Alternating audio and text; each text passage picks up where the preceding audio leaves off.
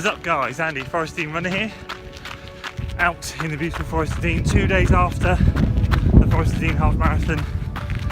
Got to let that PB sink in, feeling great, really delighted with all the work, and I thought it was about time, after a day of reflection, to run through winter training, see how it went, see how I feel about it all, and obviously overall absolutely delighted. So I want to go through with you guys my top 5 things that I learned from this batch of winter training. Number 1, get a training plan.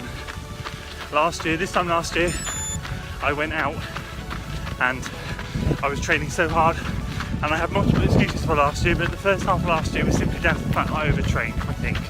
I just went out assuming I knew what I was doing, and I didn't have a clue. So get a training plan from someone that knows what they're doing, not a cookie cutter one, not one just a rough guide. If you want to do well, if you want to beat the PB, get a proper training plan. Highly recommend Daniel Page. He helped me, his link is in the description below. That's number 1. Number 2, consistency is key. I've said it so many times before, so many times, but none more so than now. It's all well and good having a training plan, but it's being consistent with it as well. You have to be consistent, even if that means, I'm not saying you have to be consistent with your times or anything, you have to be consistent in getting out and running, being regular. It helps so much. If you run 4 days a week, 1 week, 2 the next, 1 the next, 5 the next, it's not going to do you any favours. Your body needs to get into that routine. Your body needs to adapt to the volume of running you're doing in order for you to push yourself accordingly. So yeah, number 2, consistency. Number 3, listen to your body. I don't know if you remember, but a few vlogs ago I took some time off and I did a return to running vlog after being quite ill. I'm not saying it's snivelly cold, I'm saying you feel really run down, drained. It's going to do you no good going out doing a session or even an easy run when you are running at 50% capacity because you're so ill. It's much better to wait for your body to recover so you can put everything into a session than if you go out when you're ill. So 5 days in a 10-week training plan, it just does not hurt. Trust me, promise me, I promise you, it doesn't hurt. So number 3, listen to your body. Number 4, don't worry too much about your splits. Have a rough idea of what you're going for in a lot of the workouts you're doing in the training plan. I did, I knew what I was trying to go for, but I didn't hit them every time for various reasons. But that'd be tiredness, legs were still a bit heavy from the last session, whatever it was. I didn't quite hit them. And it's not a big deal, it really isn't. For example, towards the end of the plan, in weeks 8 and 9 I think, or 7 and 8, I had 2 on my threshold day on Thursday. I had a 10-mile threshold run, and I had that on week 7 and week 8. And I've run that before, and I've run a 6:42 overall time when I was like not in the middle of a training plan. I just felt good one day, went out and bombed it, and so I knew what I could do, but I didn't hit it. I got a 6:48 on one week, I got a 6:52 on the next, and that 6:52 one, or 6:58 I think it was when we had a big storm, whatever that hurricane was, not hurricane but storm, and got me down a bit because I thought I knew I could do better than that, but actually in the long run it doesn't matter because I put the effort in. And sometimes, although it's good to get into the mental state of seeing those splits on your watch and knowing what you can hit, sometimes it's also about putting it in.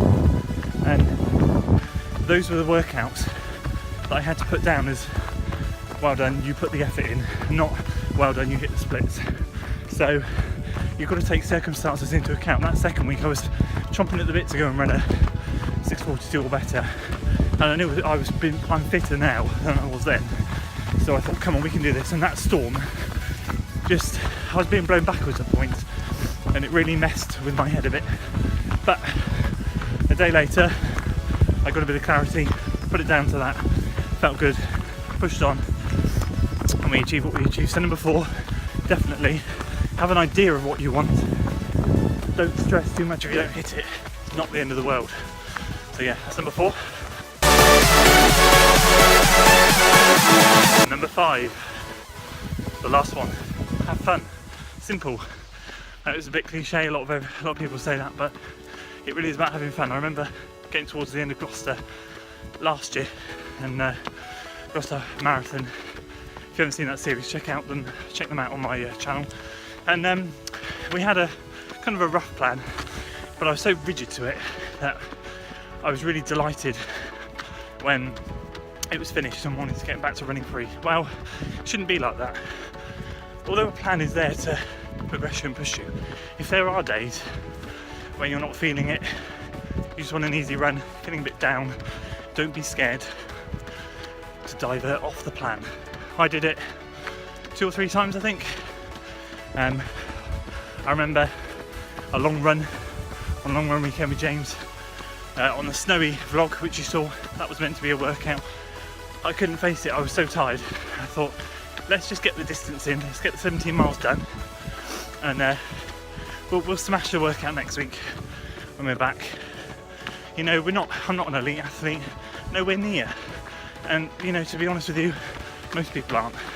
So it is about having fun, and I know I had fun with this training plan because I'm now first run off the back of it and missing it, missing the consistency, missing the rigidity. Don't get me wrong, I'm going to go out and have some fun now, some good runs under my belt, keep the distance up, a bit of exploring, but I miss it.